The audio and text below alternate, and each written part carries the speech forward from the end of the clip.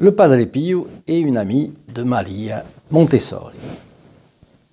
Chers amis, bonjour, mon nom est Jean Goyard et vous assistez au programme Sur les pas du Padre Pio.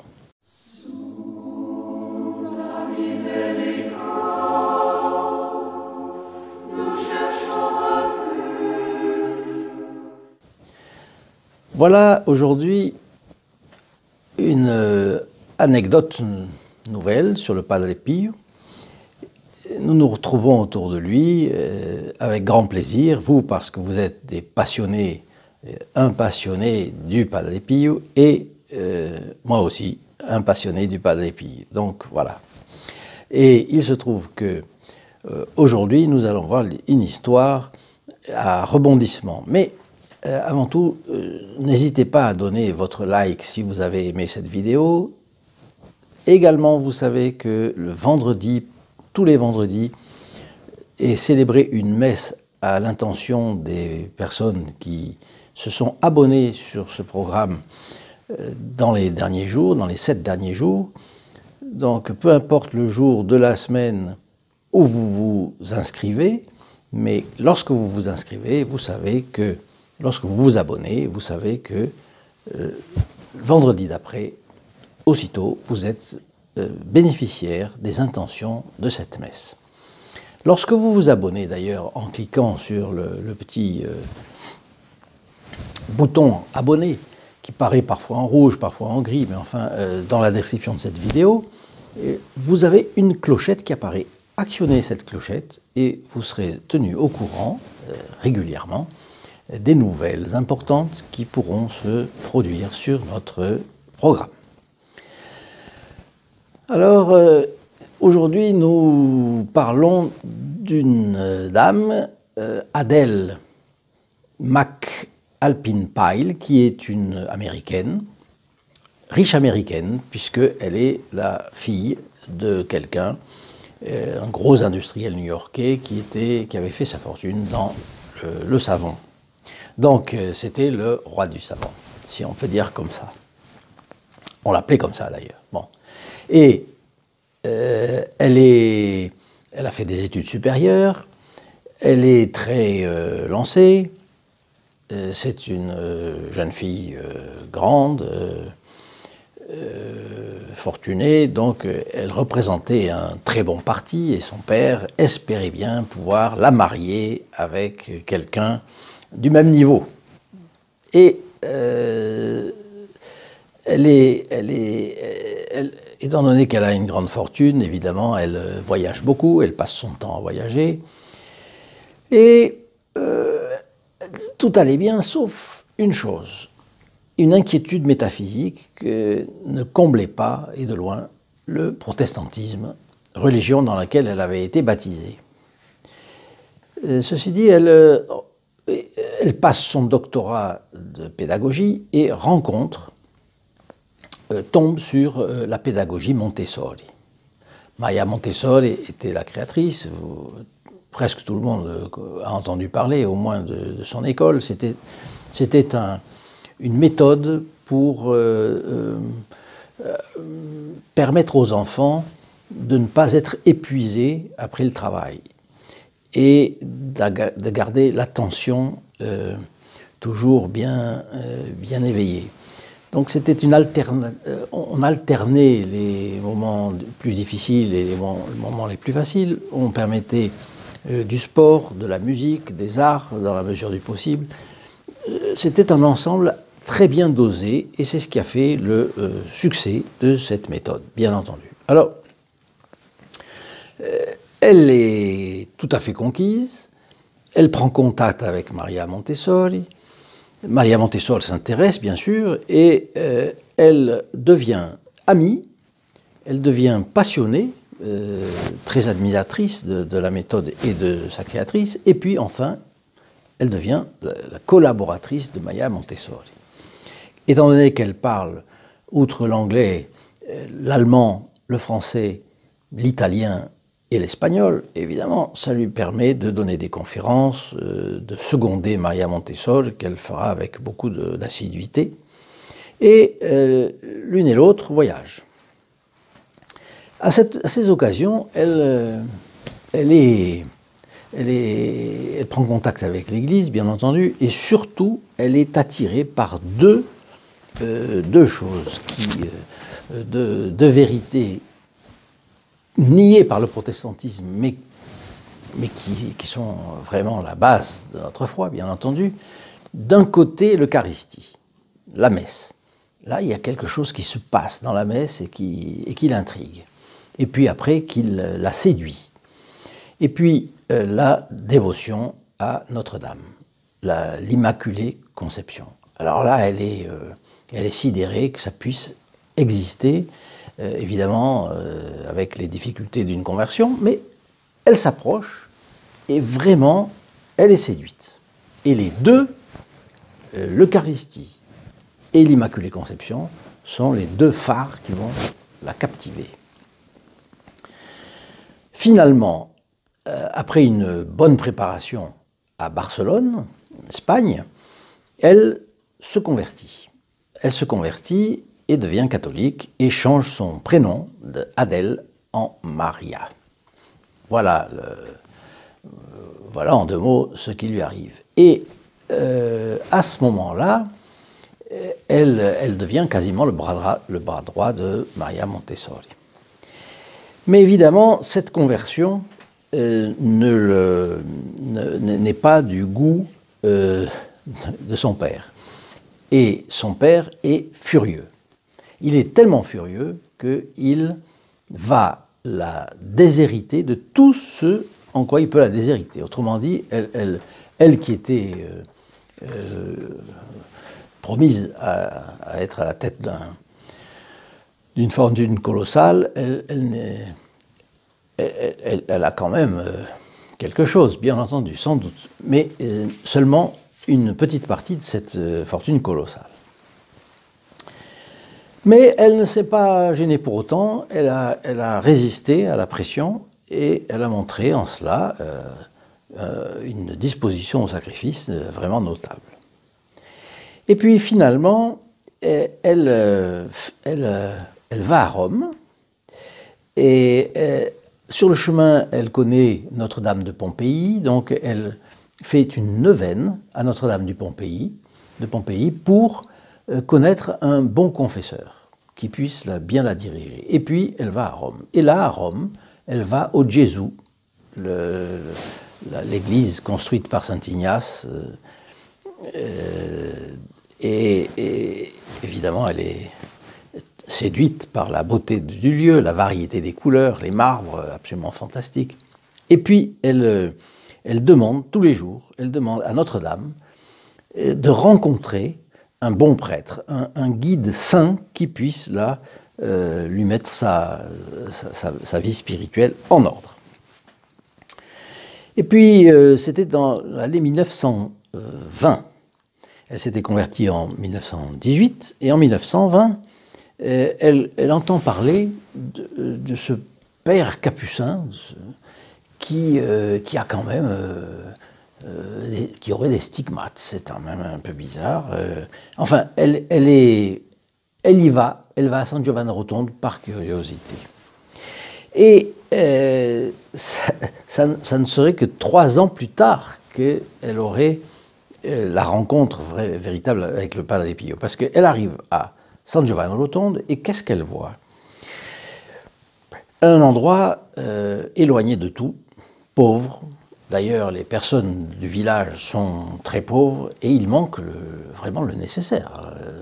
Cet endroit-là est un endroit un peu, pour elle qui a été habituée à tout type d'aisance dans la vie, c'est un lieu où la pauvreté apparaît très clairement.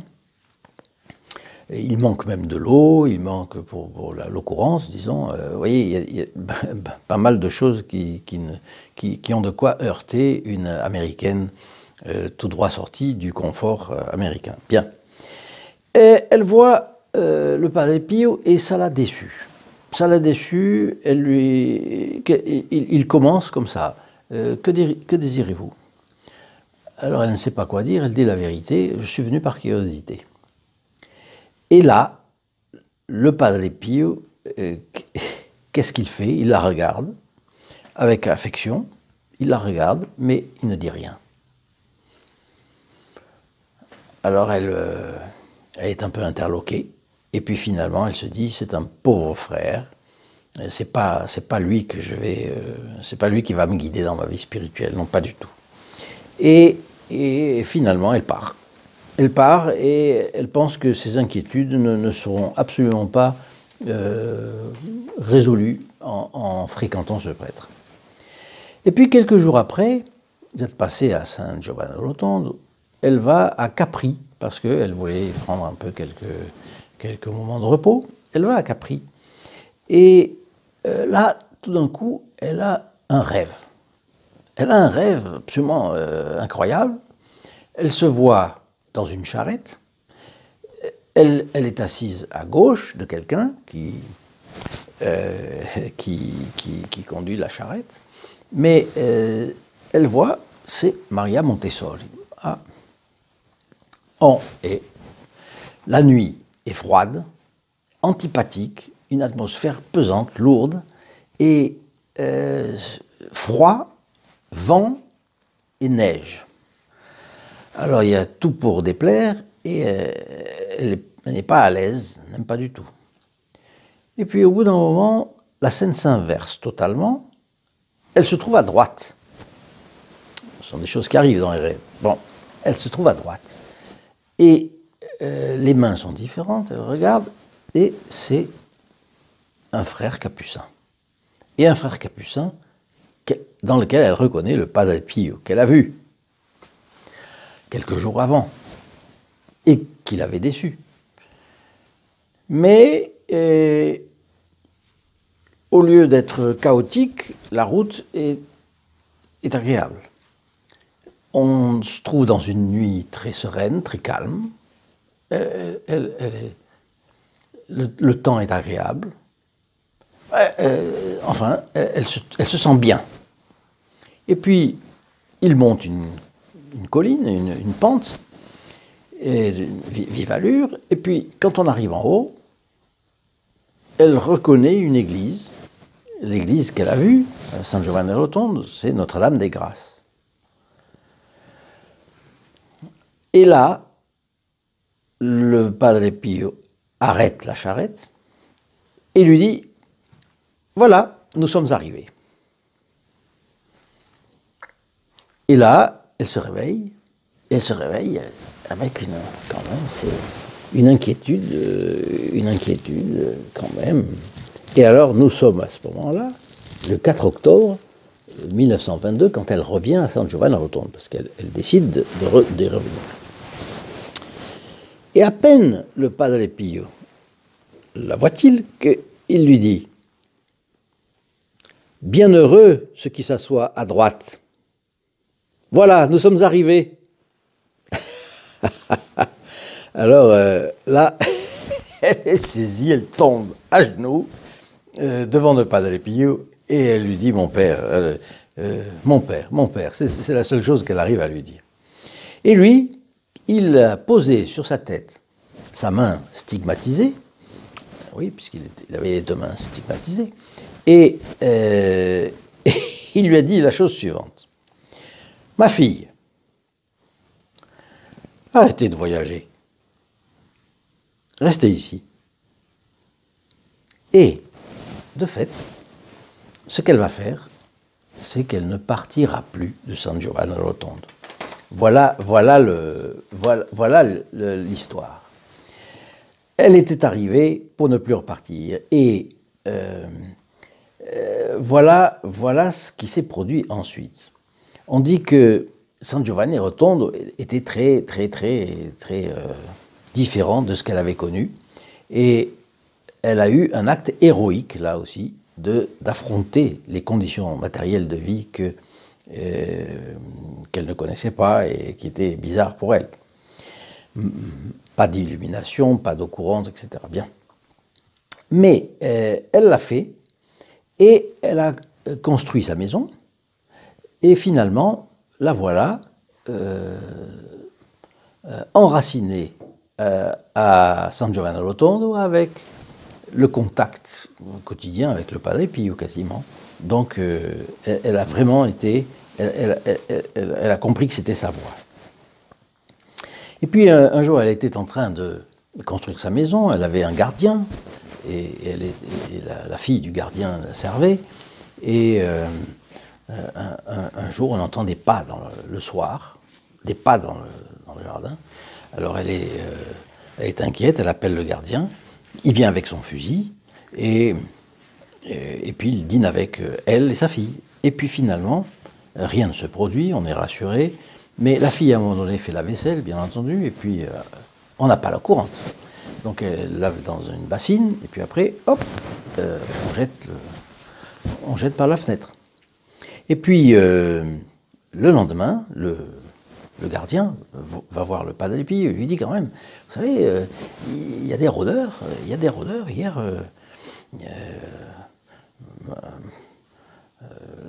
On a été un peu inquiets quand même. Hein. Bon. Et alors le padre Pio fait un sourire et puis il lui dit, ah, c'est vous qui m'avez envoyé une bassine d'eau, hein, d'eau sale, et qui m'avez trempé de la tête aux pieds. Voilà, voilà l'aventure qui lui était arrivée. Qu'est-ce qu'on voit? On voit que le padre Pio n'abandonne jamais son fils spirituel. Il a pris cette jeune fille, elle avait 35 ans à ce moment-là, sous sa direction spirituelle. Eh bien, il était là, il veillait, et il n'abandonnait jamais quelqu'un qu'il prenait sous sa protection. Et pour nous, c'est évidemment une chose à laquelle on peut penser. Mettons-nous sous la protection du Padre Pio, il ne nous abandonnera jamais. Jamais, jamais. La Sainte Vierge souhaite passer par lui pour beaucoup de choses. Voilà, il faut savoir que si nous suivons le Padre Pio, lui ne nous abandonnera jamais. Voilà une chose qui est acquise. Et alors là, Mary, puisqu'elle est anglaise, américaine, Mary Peel s'est attachée au Padre Pio. Elle est devenue frère de l'ordre tertiaire de Saint-François, et on disait tout à l'heure, elle est très bonne en langue, mais elle a été musicienne, elle a été en contact avec toutes sortes de gens. Qu'est-ce qui s'est passé à San Giovanni Rotondo? Elle accueillait les gens. À San Giovanni Rotondo, elle avait monté un chœur, une chorale. Ensuite, elle a appris aux femmes des alentours à écrire, à lire, à compter. Donc, elle a été vraiment un élément fantastique d'union autour de San Giovanni Rotondo. Et elle a pris même la bure de franciscaine, avec le scapulaire, le chapelet qui est autour de... Elle a vraiment adopté totalement l'ordre de Saint-François. Ensuite, eh bien, elle a donné tellement d'elle-même que finalement, elle est devenue une figure très très aimée de la population. Et on l'appelait l'américaine ou la fille du roi du savon. Voilà.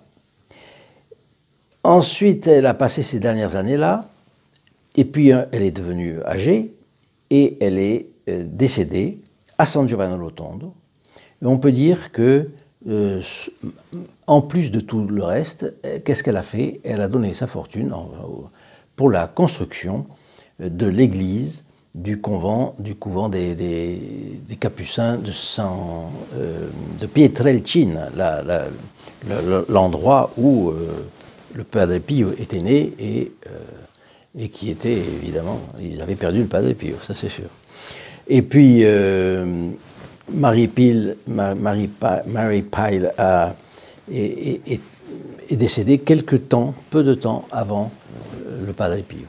Donc si c'est l'histoire d'une grande fidélité, et nous pouvons